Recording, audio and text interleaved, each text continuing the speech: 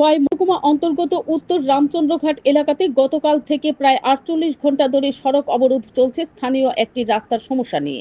এই সড়কের বিষয়ে প্রশাসনিক কর্মকর্তাদের কোনো পদক্ষেপ নেই।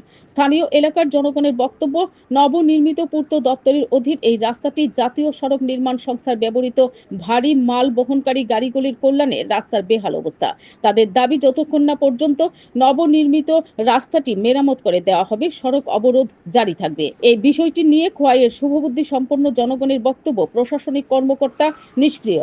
এখন দেখার বিষয় এই সমস্যার সমাধানে প্রশাসনিক কর্মকর্তারা কি ভূমিকা নেয় সেদিকে নজর। Bureau report, BTV Tripura news. আমাদের রাস্তা নিয়ে আসে এই রাস্তাটা গত ৬ মাস আগে পিডাব্লিউডি নতুনভাবে করছে।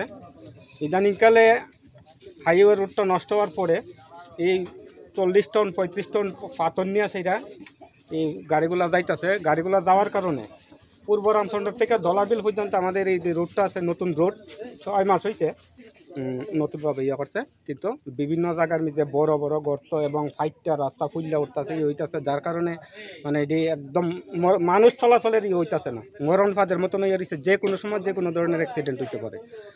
তো যেই কারণে আমরা করতেছি যে গতকালকে থেকেই চলছে। গতকালকে পিডাব্লিউডি আসলো, তো তার কাছে আমরা জানতে চাইছি যে এই রোডে কত গাড়ি চলতে পারে। তারা কইছে 10 থেকে 15 টনের কিন্তু এই যে গাড়িগুলো আছে 40 টন 35 টন মাল নিয়ে আসে এই গাড়িগুলো চলতেছে।